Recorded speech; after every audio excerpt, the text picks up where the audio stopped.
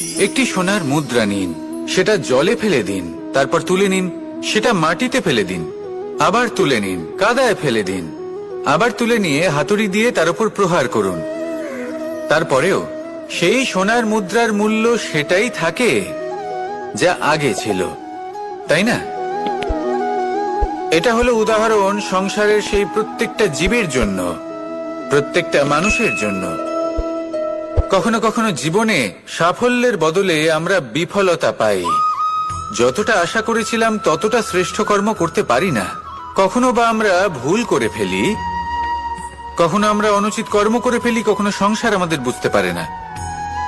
তার পরিণামস্বরূপ এই সংসার আমাদের নিন্দা করে, আমাদের উপেক্ষা করে, আমাদের বিষয়ে কটু কথা বলে, কখনো সামনাসামনি বা কখনো পেছনে। সংসার এমন একটা আচরণ করে যেন আমাদের সাথে কথা বলাটাই একটা